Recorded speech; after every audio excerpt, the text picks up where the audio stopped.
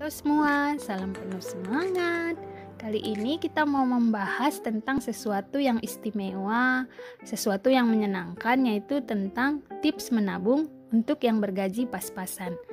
Pas-pasan di sini bukan berarti pas beli mobil uangnya pas ada, atau pas beli jam tangan mewah uangnya pas ada, bukan begitu ya. Ini tips untuk yang gajinya pas-pasan atau pas kecil, di bawah UMR mungkin. Seperti kita ketahui, menabung ini sesuatu yang mudah untuk diucapkan, namun susah untuk dilaksanakan. Ini perlu sekali disiplin diri dan perlu latihan juga.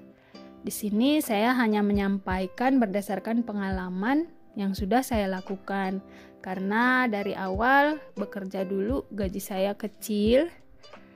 Lalu ya bisa dikatakan sampai sekarang sih ya gaji saya kecil. Apalagi di musim pandemi ini, investasi, usaha lain, pekerjaan-pekerjaan lain itu hampir semua tidak menghasilkan. Jadi memang begini situasinya pada saat ini. Namun saya tetap semangat untuk menabung ini. Jadi tips dari saya adalah yang pertama, tetapkan tujuan. Tujuan ini harus realistis dengan kondisi keuangan yang ada di gaji yang masih kecil. Misalnya yang pertama tujuannya mau membuktikan kepada diri sendiri bisa menabung 100.000 per bulan setiap bulan sampai bulan sekian, misalnya begitu. Atau mau mengumpulkan uang 2 juta dalam waktu 6 bulan. Atau mau mengumpulkan uang 125 juta dalam waktu sekian tahun. Ini kalau untuk tujuan lebih panjang ya. Misalnya uangnya akan dibuat untuk beli mobil, bisa begitu. Nah, yang kedua, gajian ini sama dengan waktu menabung. Jadi seperti sekarang ini lagi musim-musim gajian, lagi musim-musim menyenangkan ya. Kita langsung menabung. Bisa dengan cara membuka 2 rekening yang berbeda. Rekening khusus gaji itu payroll kita, lalu 1 rekening khusus menabung. Kita bisa store atau kita bisa dengan sistem auto debit atau potong langsung dari gaji kita, misalnya ke tabungan berjangka ya. Disesuaikan dengan apa yang kita merasa lebih nyaman.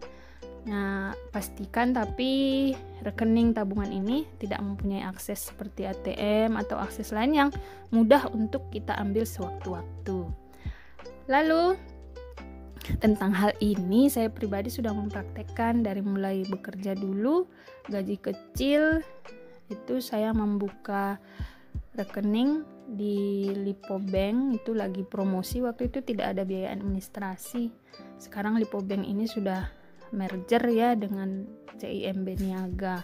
Nah, setiap gajian saya selalu mengantar ke Lipo Bank tersebut dan saya senang sekali melihat pertambahan angka di buku tabungan itu. Saya memang suka menabung ya, jadi kayaknya seru gitu ngelihat angkanya bertambah. Tips yang berikutnya adalah atur anggaran.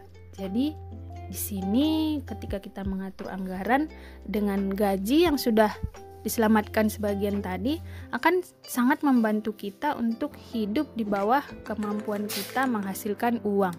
Nah, live below your means, katanya begitu kan ya. Jadi kita bisa membedakan mana itu butuh, mana itu ingin, needs atau wants. Jadi bagaimana kalau buat sehari-hari aja nggak cukup? Sering pertanyaan seperti itu. Sekali lagi, cukup nggak cukup ini kan relatif, jadi bisa disesuaikan dengan sumber daya yang kita miliki pada saat itu. Semua orang memang butuh makan misalnya, namun ada orang cukup dengan makan gado-gado, sudah memenuhi kebutuhan dasar tadi. Namun ada orang yang nggak cukup kalau hanya gado-gado, maunya ke restoran misalnya. Tentu biaya yang dikeluarkan akan berbeda, jauh berbeda di sini ya. Lalu itu contohnya. Lalu yang berikutnya, hindari hutang konsumtif. Misalnya untuk makan-makan, untuk beli kopi kekinian, atau untuk beli pakaian. Nih, kalau kita tergoda nih, karena sekarang ini mudah sekali ya mencari pinjaman ini, langsung ingat nomor 1. Ingat tujuan yang sudah kita tetapkan di nomor 1. Sehingga kita akan merasa, oh no. no untuk hutang konsumtif. Seperti perencana keuangan mengatakan bahwa hutang produktif sih boleh-boleh saja ya, jadi yang nilainya akan lebih baik di masa mendatang.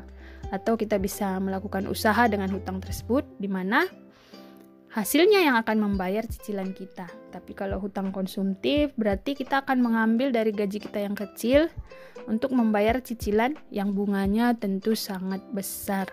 Dan ini akan sangat mengganggu konsistensi kita dalam menabung.